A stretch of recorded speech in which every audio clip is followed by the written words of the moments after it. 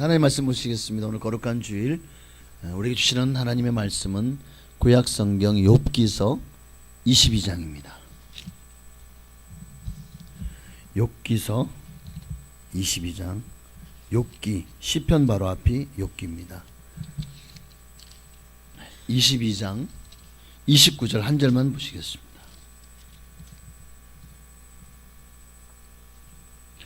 우리 이 말씀 우리 함께 합독하시겠습니다. 합독한 이후에 호산나 찬양대에 찬양이 있겠습니다. 우리 29절 함께 합독하십니다. 사람들이 너를 낮추거든 너는 교만했노라고 말하라. 하나님은 겸손한 자를 구원하시리라. 아멘. 오늘은 겸손하라. 겸손합시다. 우리 옆에 계신 분에게 겸손합시다. 다시 한번 옆에 계시는 겸손하면 복을 받습니다. 이건 제 말이 아니라 성경의 말씀이에요. 정말 겸손하면 복을 받아요. 먼저 그 얘기를 여러분에게 하고 싶습니다. 미국이 건국 초기에 한 지도자가 있어요. 이 사람은 대통령만 되지 못했을 뿐 자기가 원하는 모든 중요한 직위를 다 거쳐보았던 분이, 장관도 하고 상원의원, 하원의원도 하고 또 여러 가지 많은 직을 하면서 자기가 하고 싶은 건 다 했지. 대통령을 빼고는. 이 사람이 누구냐? 벤자민 프랭클린이라는 사람이 미국 건국 초기에 아주 유명한 사람인데 못 들어보셨나? 네. 저도 그냥 들어보긴 됐는데 누군지는 모릅니다. 그런데 여튼 그가 학교를 다닌 기간도, 여러분 그 정도 되면 대단한 학력을 가지고, 요즘 우리나라에서 정치하는 사람들 서울대 법대 안 나온 사람이 별로 없더라고요. 판사 하는 사람들도 다 서울대 법대를 나왔대요.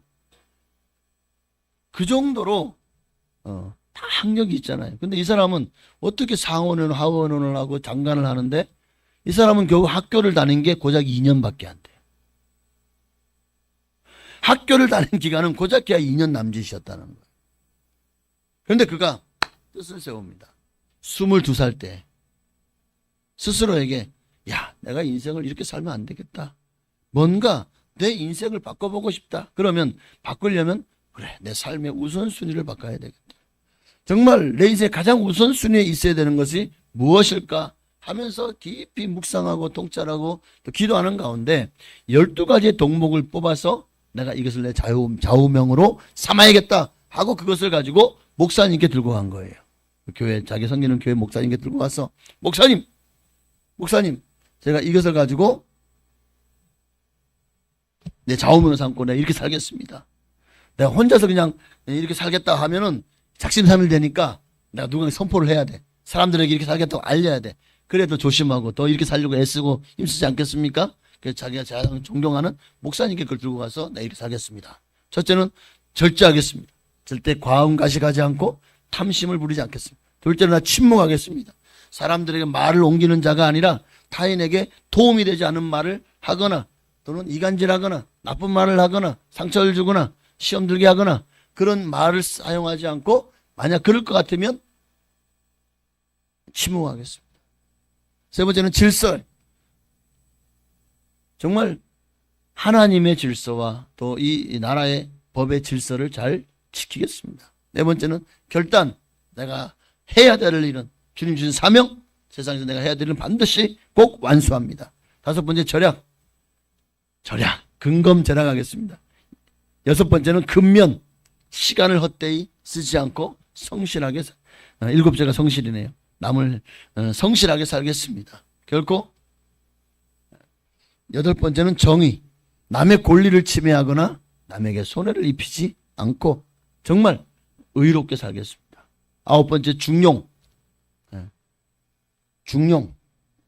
많은 사람들을 포용하고 관용하고 관대하고, 그리고 극단을 피하고 항상 중립에 서서 항상 하나님의 말씀에 근거해서 그렇게 중용하며 살겠습니다.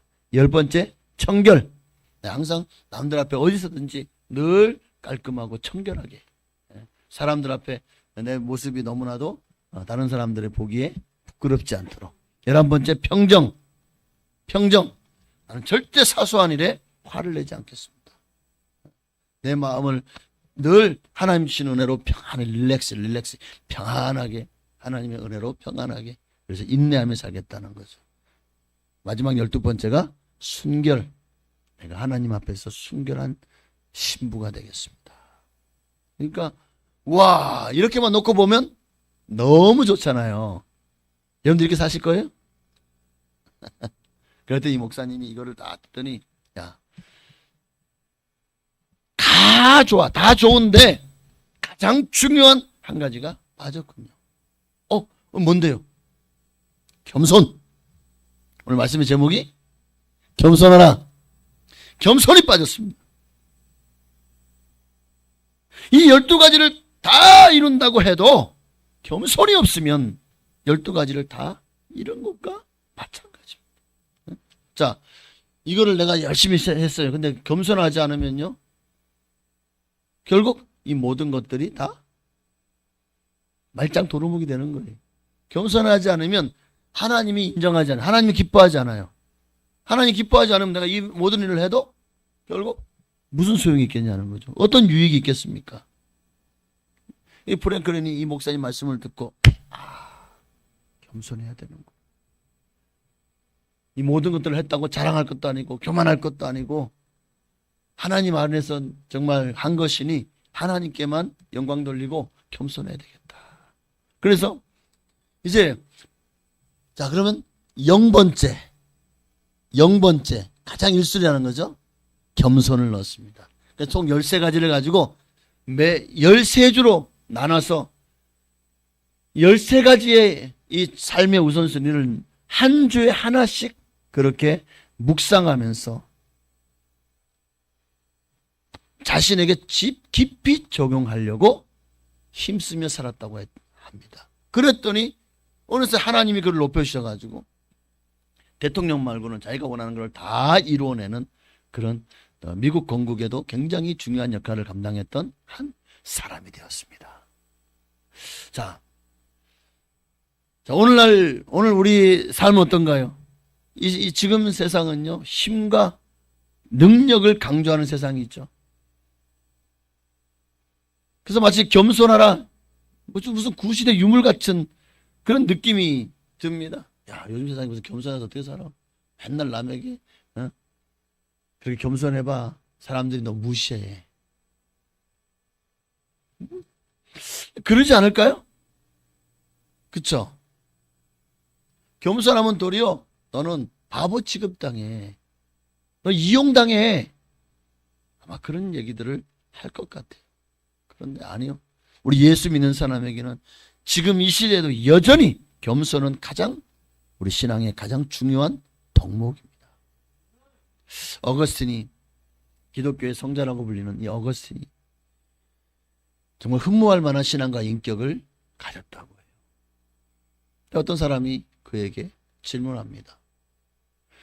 신앙생활에서 첫째 되는 것은 무엇입니까?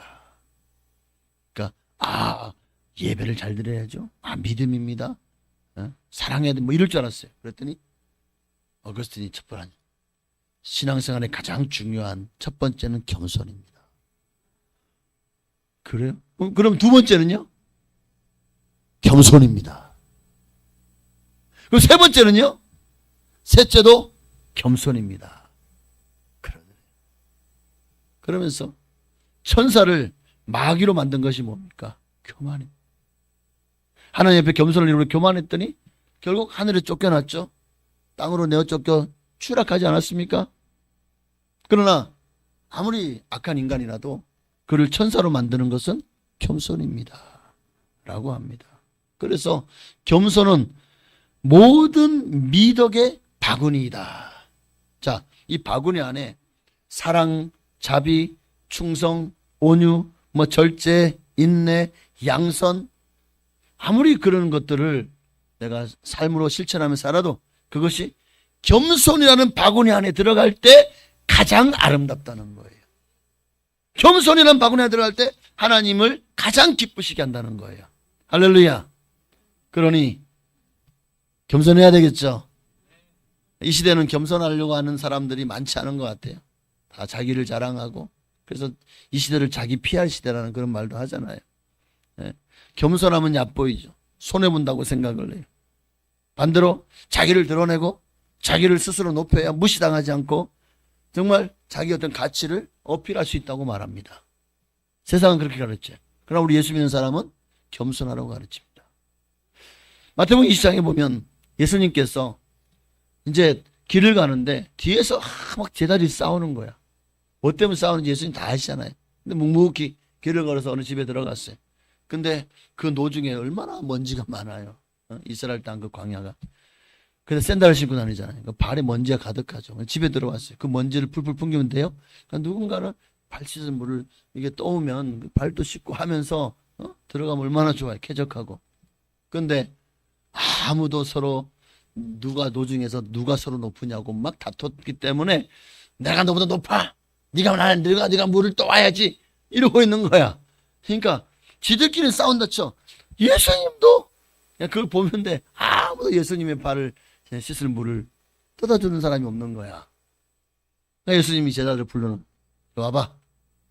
25절에 보니까 마태복음 20장 25절에 보니까 불러다가 뭐라고 말씀하시죠? 야, 세상 이방인의 집권자들의 그들을 임의로 주관하고 그 고관들이 그들에게 권세를 부리는 줄 너희가 알거니와, 그러니까 위에 시하면 상명하복하는 것을 너희가 알거니와, 그러나 하나님의 나라의 법은 그렇지 않다. 네? 세상 방식과는 전혀 다르다. 하나님의 나라는 어떻다고요? 26절에 보니까 너희 중에 누구든지 크고자 하는 자는 너희를 섬기는 자가 되고, 너희 중에 누구든지 으뜸이 되고자 하는 자는 너희의 종이 되라. 섬기면 높아지고 종이 되면 으뜸이 된다. 이게 하나님의 법칙이다. 직분이 있다고 너희가 사도라고 다른 사람들 시켜먹을 생각하지 말고 네가 먼저 솔선수범해라. 다른 사람들에게 너를 막 드러내면서 목을 곧게 하지 말고 낮아져라. 겸손해라. 이 역설적인 진리죠.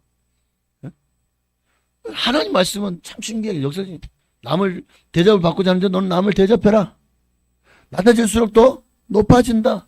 네가 주면 줄수록 주라. 그럼 너에게 줄 것이니 후히 내 흔들어 넘치도록 너에게 안겨주리라. 그리고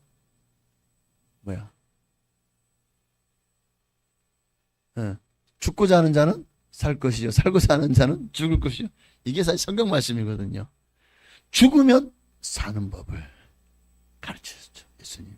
예수님이 당신이 직접 죽어서 온 인류를 살리셨잖아요. 이게 겸손이죠. 아니 12형제는 더 많은 그 천군 천사를 동원해서 자기를 십자가에 못 박는 저들을 싹 멸할 수 없겠습니까? 로마 제국이요. 당시 최고의 제국이지만 하나님의 영이 하나님이 역사하시면 한 방에 그냥 그 정권 그 제국 무너뜨릴 수 있는 거예요. 천지를 만드신 하나님께서 이 지구요. 태양 한번 그냥 조금만 한 번 더 폭발하면 지금 그런 위기가 있대요. 태양이 어마어마한 폭발이 일어나면 그 열기가 지구를 태워버릴 수 있다는 거예요. 그러니까 그만큼 우리는 하나님의 눈치를 보고 살아야 됩니다. 좀 겸손하라는 소리죠. 자, 그러면 이렇게 겸손한 자에게 하나님이 어떤 복을 주시는지 성경을 보면은요, 하나님 겸손한 자에게 반드시 복을 주신대요. 이거는 제 말이 아니라 하나님의 말씀입니다. 진리. 그렇다면 하나님 반드시 복을 주실 것입니다. 어떤 사람에게? 겸손한 사람에게. 어떤 복을 주시는지 볼까요? 자, 잠언서 15장 33절 보니까 여호와를 경외하는 것은 지혜의 훈계라. 겸손은 존귀의 길잡이라. 첫째는 하나님이 겸손한 자를 존귀의 자리에 이르게 하십니다. 존귀하게, 귀중하게 하신다는, 존귀하게 하신다는 거예요. 18장 12절을 보니까 사람의 마음의 교만은 멸망의 선봉이요 겸손은 똑같네요. 존귀의 길잡이니라. 존귀하려면 여호와를 경외하고 또 겸손해라. 교만하지 말고 겸손해라. 잠언서 29장 23절이요. 사람이 교만하면 낮아지게 되겠고 마음이 겸손하면 영예를 얻으리라. 할렐루야. 참 신기한 게 여기 보십시오.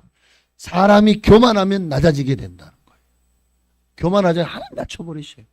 우리가 오늘 읽었던 본문도 29절에 사람들이 너를 낮추거든 너는 교만했노라고 말하라라는 거예요. 사람들이 너를 낮추거든 너는 교만했노라고 말하라. 하나님은 겸손한 자를 구원하시라. 이 말씀과 일맥상통하죠? 잠언서 29장 23절 말씀이요. 겸손하십시오. 하나님이 높이십니다. 또 겸손하면 여러분이 이 말씀을 보면 눈이 반짝일 거예요. 아마 좀 졸리다가도 겸손하면 그냥 하나님이 어떤 복을 주시냐? 자, 잠언서 22장 4절이요. 함께 했습니다. 겸손과 여호와를 경외함의 보상은 재물과 영광과 생명이니라. 재물과 영광과 생명이니라. 자, 어느 게 제일 여러분의 마음에 와닿습니까? 영광? 생명? 할렐루야! 이 정답이긴 한데, 네, 사람은 사람인지라 재물이 제일 마음에 와닿지 않습니까? 그래서 중요한 건 하나님의 약속입니다. 겸손하고 여호와를 경외하는 자들에게 하나님 보상을 내리신대. 어떤 보상을? 재물의 복을 내리신다는 거예요. 이로 말미암아 하나님이 영광을 받으시겠다는 거예요. 하나님이 겸손한 자를 높이시는 방법 중에 하나가 바로 재물의 복을 주어서 부유하게 하는 겁니다. 그래서 욥이 얼마나 부유했죠? 동방의 가장 큰 부자였죠. 아브라함이 얼마나 큰 부자였죠? 이삭이 얼마나 큰 부자였나요? 요셉도? 이들의 공통점 중에 하나 있다면 겸손. 하나님 앞에서 겸손했어요. 겸손한 사람은 원망불평하잖아요. 어떤 상황 속에서도 하나님 앞에 대들거나 삿대질하거나 원망불평하지 않는다는 거예요. 겸손한 사람은 어떤 상황 속에서도 하나님께 영광을 돌립니다. 이게 겸손한 사람이에요. 하나님 이런 사람들을 들어서 재물과 영광과 생명을 왜 부어주지 않겠습니까? 솔로몬이 왕이 되었어요. 와, 이스라엘 당시에는 나라가 두 쪽 나지 않았습니다. 온 이스라엘 지파의 왕이 된 거예요. 12지파에. 높아질만 하죠. 자기 아버지가 다윗이잖아요. 그냥 가만히 놀고 있어도 다윗의 후광으로 그렇게 인정을 받고 높임을 받고 살 수 있었을 거예요. 그런데 솔로몬이요, 왕이 되자마자 한 일이 뭐죠? 하나님께 1,000번제를 드리잖아요. 왜 드렸죠? 왜 드렸나요? 열왕기상 3장 7절에 보니까 하나님이 나를 다윗의 이어 왕이 되게 하셨사오나 종은 작은 아이라. 여기 두 가지. 종. 자, 왕이 되었습니다. 근데 지금 자기를 뭐라고 표현하고 있죠? 종이라고 표현해요. 낮아짐, 겸손한 작은 아이라. 아니 솔로몬이요, 왕인데 무슨 작은 아이입니까? 한 나라의 가장 으뜸된 사람인데 근데도 작은 아이라. 출입할 줄을 알지 못하고, 출입할 줄을 알지 못하고 하나님 앞에 나와도 나는 진짜 아무것도 아닙니다. 오늘 우리는 하나님 앞에 있는데, 저는 바리새인 세리가 성전에 올라갔을 때 바리새인은 어떻게 기도했죠? 하나님, 제가요 박하와 근처와 재앙의 11조를 드리고요, 제가 일주일에 하루씩 금식하고요, 내가요 또 구제도 많이 하고요, 내가요 안식일도 열심히 지켰고요 하면서 하나님 나 잘했죠? 내 복을 주실 거죠? 이러고 하나님 앞에 얼음장을 놓으면서 이렇게까지 했는데 하나님 나한테 복을 안 줄 거예요? 이렇게 기도를 했어요. 근데 세리는 자기가 하나님 앞에서 부끄러운 죄인인 걸 알잖아요. 그러니까 올라는 갔지만 부끄러운 거예요. 하나님이 나를 받아주실까? 하나님이 나를 용서해 주실까? 그러니까 올라가면서 눈물 흘리면서 하나님, 나는 죄인입니다. 하나님 불쌍히 여겨주세요. 나는 죄인입니다. 하고 기도를 들어갔어요. 하고 내려갔대요. 자, 예수님이 뭐라고 말씀하셨죠? 이 둘 중에 하나님이 누구의 기도를 받으셨겠냐는 거예요. 겸손한 자의 기도를 들으시고 받으시는 거예요. 솔로몬이 자기가 왕임에도 불구하고 종으로, 작은 자로, 작은 아이라고 갔다고 하면서 이 백성들, 내 백성이 아니라 하나님 백성, 이 하나님의 백성들을 내가 어떻게 하나님의 뜻대로 재판할 수 있겠습니까?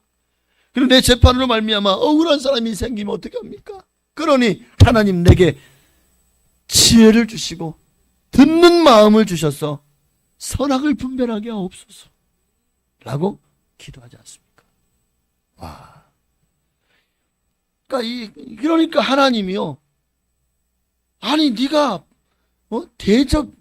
너를 위협하는 나라를 멸하기도 구하지 않고, 네가 승승장구하기를 원하지 않고, 네가 부귀영화도 구하지 않고 장수도 구하지 않고, 네가 나를 위해서 이 백성이 내 백성인 줄 알고 나를 위해서 이렇게 지혜를 구하니 10절에 보니까 그 말씀이 주의 마음에 든지라.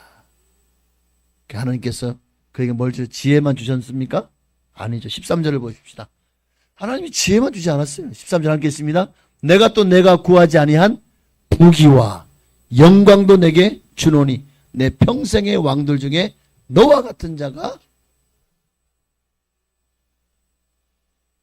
어느 단어가 제일 눈에 확 띄죠? 부귀와. 그러니까 어쨌든 이거는, 그러니까 부귀를 보고 아이고 겸손하면 하는 재물 떡 하나 더 주시려나? 이런 마음은 이게 사심이에요. 그런 마음으로 겸손한 게 아니에요. 정말 주님이 나와 함께 나를 구원하신 것에 감사해서 늘 주님 앞에서 겸손하고 사람들 앞에서 겸손하십시오. 이것이 뭔가 목적을 가지고, 이런 사적인 목적을 가지고 겸손한 것이 아니라 정말 하나님을 경외하고 하나님을 사랑하는 마음을 가지고 섬기는 여러분 되시기를 바랍니다. 그럴 때 하나님이 부귀를 부어주시는 거예요. 사심을 가지고 내가 11조를 했으니까 하나님 당연히 복을 주신다고 약속하셨잖아요. 11조를 드려서 나를 시험해 보라고 하셨잖아요.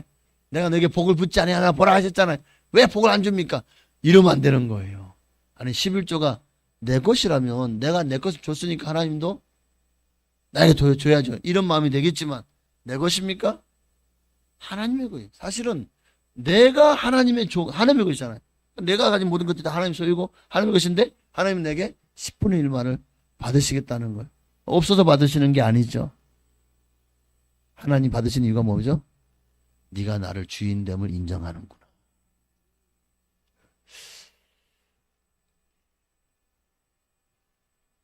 그렇게 부귀와 명예와 장수의 복도 하나님이 되어주신 줄 믿습니다.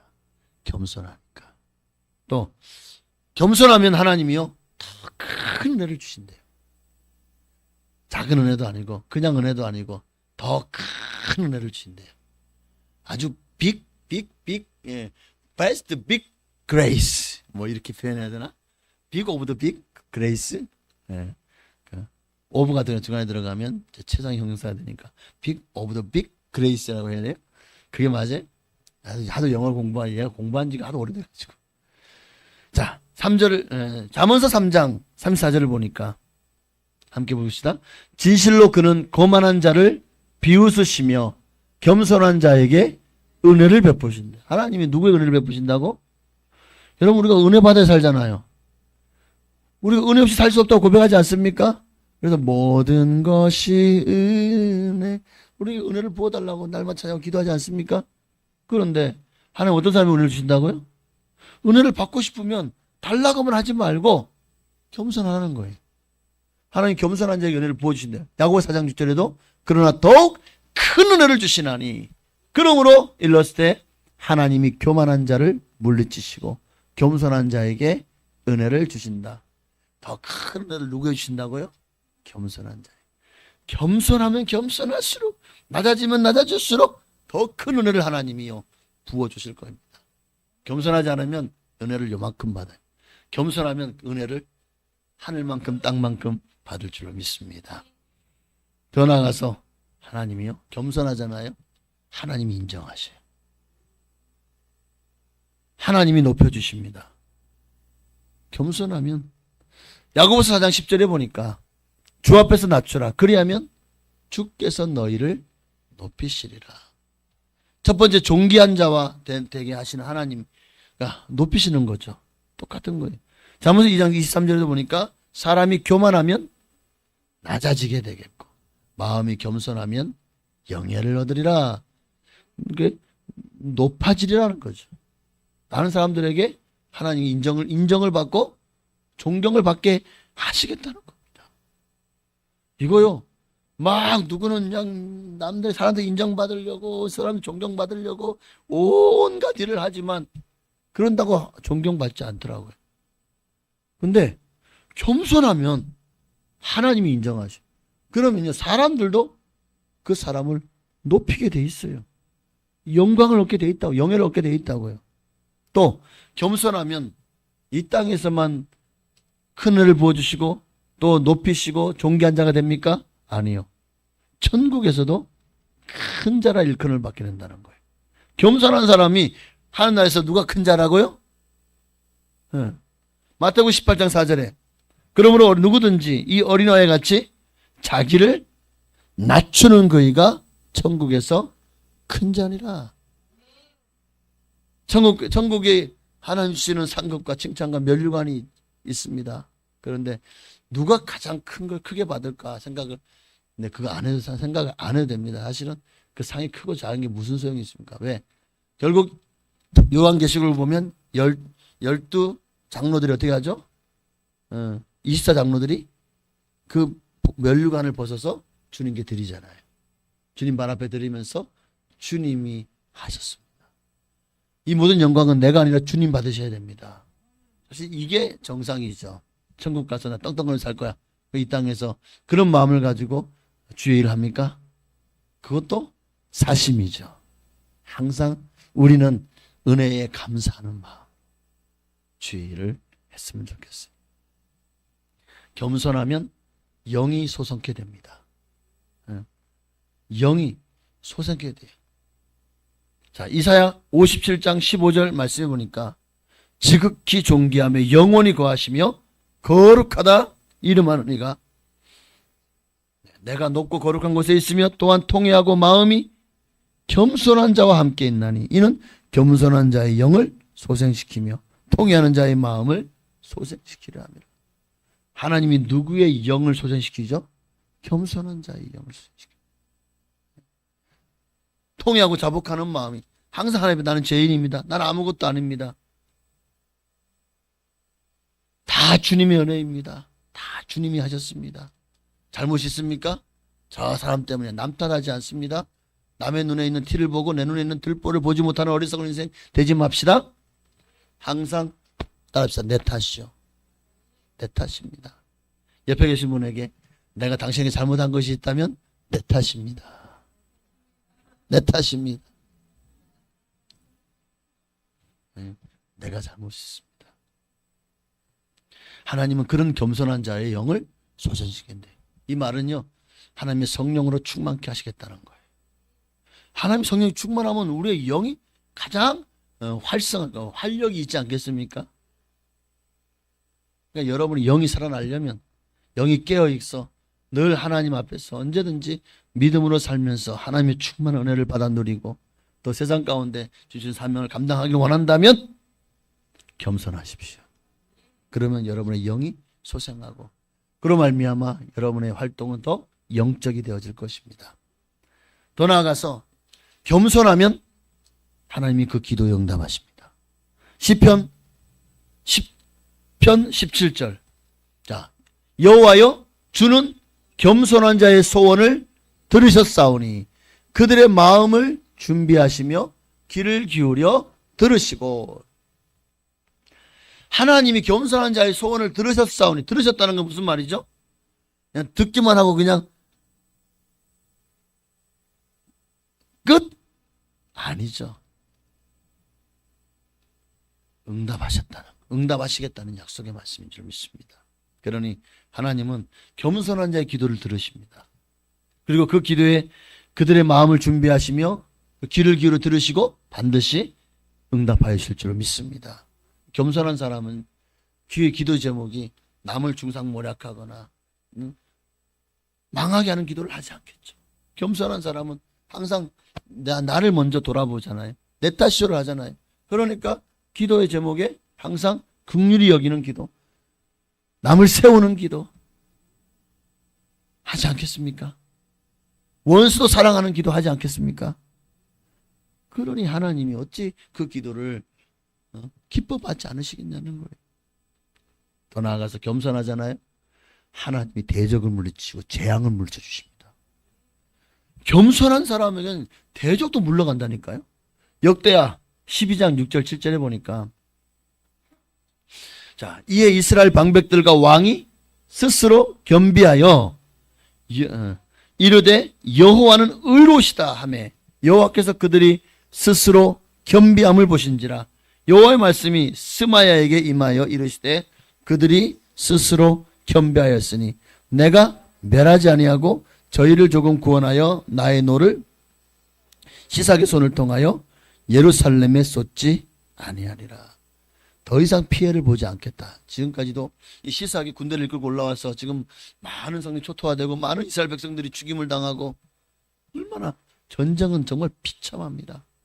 자, 그런데 하나님이 스스로 겸비하며 기도했더니, 겸비하다는 말은 겸손하게 하나님 앞에 빌다 이런 의미를 가지고 있어요. 겸손하게 자기를 돌아보고 하나님 앞에서 자기를 낮추는 겁니다. 그랬더니 하나님 어떻게 하셨다고요? 대적을 물리쳐 주셔요. 그들에게 임한 이 전쟁과 정말 이 사망의 위협, 재앙이 하나님이 예루살렘에 쏟지 아니하리라. 하나님이 그 재앙을 물리쳐 주신 줄로 믿습니다. 그러니까 겸손한 사람은요, 재앙도 한 길로 왔다가 일곱 길 떠나가는 줄 믿습니다. 재앙도 대적도 물러가요. 여러분 이 축복을 받으시길 바랍니다. 어떤 사람이 이 축복이 임한다고요? 겸손한 자에게. 또 겸손하면은요, 시편 22편 22절에 보니까 겸손한 자는 먹고 배부를 것이며 여호와를 찾는 자는 그를 찬송할 것이라. 너희의 마음은 영원히 살지어다. 할렐루야. 하나님의 영의 양식으로 먹고 배부른 것이 중요하죠. 그들은 영원히 살게 될 것입니다. 겸손한 사람은 항상 그 입술에서 하나님을 향한 찬송이 끊이지 않겠죠. 그들이 먹고 배부를 것입니다. 여기서 먹고 배부르면 육신의 양식만을 얘기하는 것은 아니라고 봅니다. 육신의 양식도 먹고 배부르게 하시겠지만 하나님은 영의 양식으로 너희 마음은 영원히 살지어다. 또한 여러분을 살찌워 주실 줄로 믿습니다. 마지막으로 겸손하면 시편 147편 6절이요. 여호와께서 겸손한 자들을 붙드시고 악인들은 땅에 엎드려뜨리시도다. 이게 바로 교만한 패망의 선봉이고 거만한 마음은 넘어짐의 앞잡이다. 거만하고 교만한 자들이 성경은 악인으로 표현하고 있어요. 이런 악인들은 하나님 땅에 엎드려뜨리신다는 거예요. 하나님의 나라는 분명한 이 사자성어 두 가지가 반드시 이루어집니다. 곤선징악. 이게 하나님 뜻입니다. 이 땅에서 이루어지지 않은 게 그게 복이 아니에요. 이 땅에서 내가 온갖 악행을 했는데도 잘 먹고 잘 살았어요? 떵떵거리며 권력을 누리고 부귀를 누리고 이건 절대 복이 아니에요.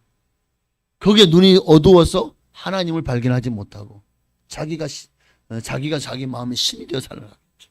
그 결과는 뭐죠? 영원한 형벌, 지옥 형벌을 피할 수밖에 되잖아요.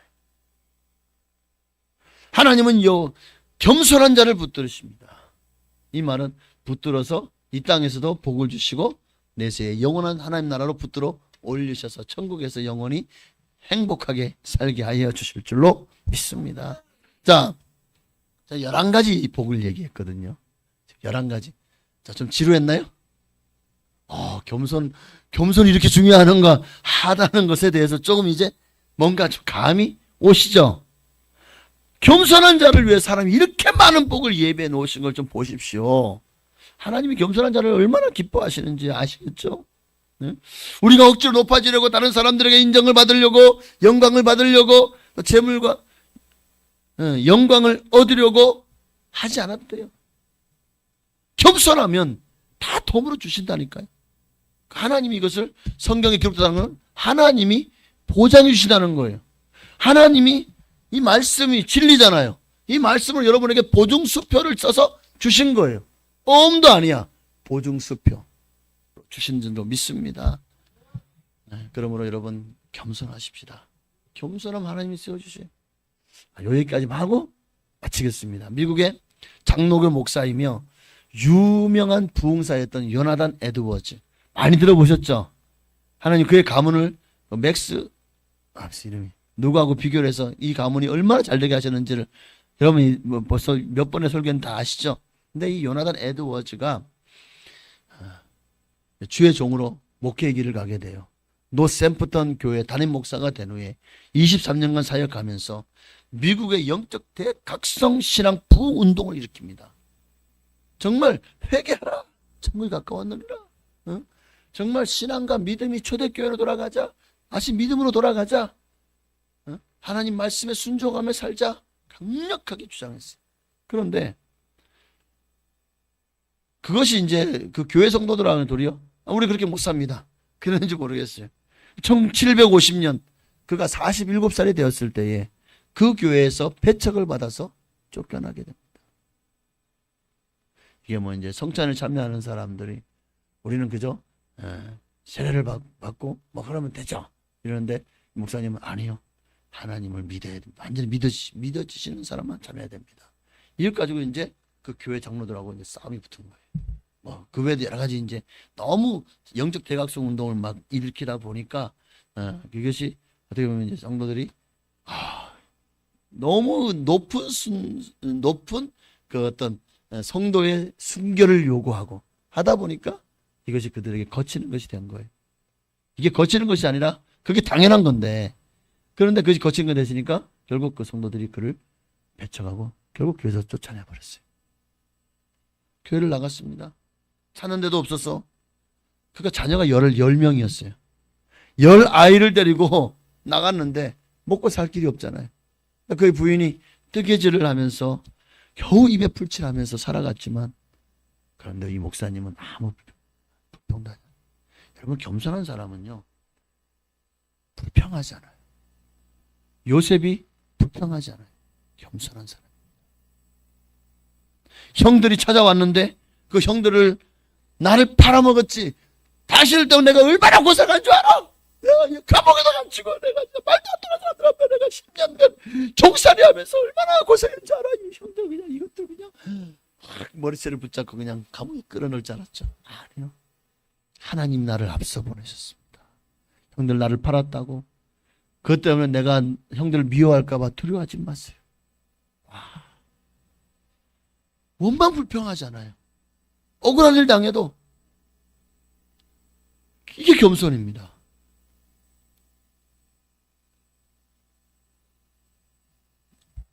자기를 쫓아내던 교회가 큰 혼란이 성도들이 막 분열이 일어나고 큰 혼란이 빠졌어요. 막 감당을 못해요. 그러니까 이 교회에서 다시 이 목사님에게 와서 좀 도와달라고.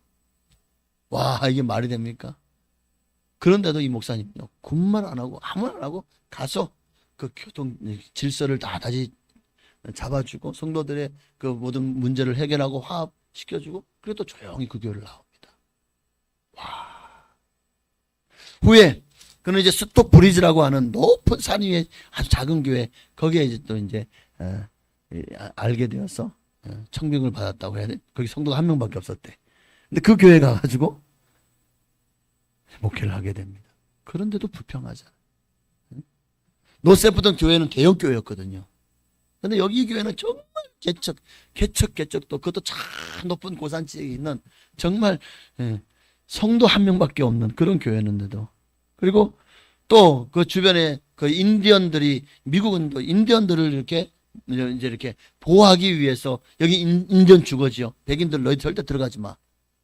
그 인디언 보호 지역을 주장했잖아요. 근데 거기에 인디언 교회를 또 돕기 시작하면서 열심히 겸손히 힘을 닿는다로 힘을 다해서 목회합니다. 그러자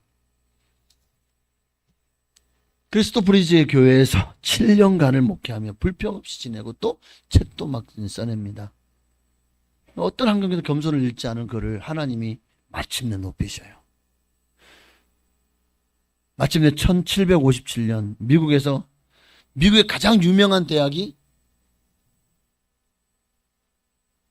생각나는 하버드, 예일, 또 하나 뭐가 생각나요? 옥스퍼드는 영국입니다. 네, 프리스턴. 이 프리스턴 대학의 총장으로 초빙되어서 취임하게 됩니다. 아니 한 한 최고의 명문대학의 총장이 되는데 그 산골에 있는 그 조그만 교회 목사님을 초청해서 총장을 세우겠냐고요. 근데 하나님이 그 일을 하신 줄로 믿습니다. 그러니까 저도 이 얘기를 보면서 요나단 에드워즈 목사님 정말 훌륭하시다. 진짜 지위가 높을 때도 겸손했고 낮아져도 겸손했고 형편이 좋아져도 나빠져도 겸손했고 그저 겸손으로 일관한 삶을 살았습니다. 오직 하나님의 영광을 위해서 정말 대영적 대각성 운동을 일으켜서 수많은 미국의 수많은 이들을 깨우치고 주께로 돌아오게 하였습니다. 그렇게 지금도 요나단 에드워즈는 가장 기독교의 빛나는 인물로 회자되고 있지 않습니까? 말씀 마칩니다. 오늘 욥기서 22장 29절 한 번만 더 읽고 이 말씀처럼 정말 하나님은 반드시 역사하실 겁니다. 자, 함께 했습니다. 사람들이 너를 낮추거든 너는 교만했노라고 말하라. 하나님은 겸손한 자를 구원하시리라. 왜 내가 지금 내가 왜 자꾸 낮아지지? 내가 교만했구나 라고 말하라는 거예요. 하나님은 그런 사람을 겸손하다고 인정하시고 구원해 주실 줄 믿습니다.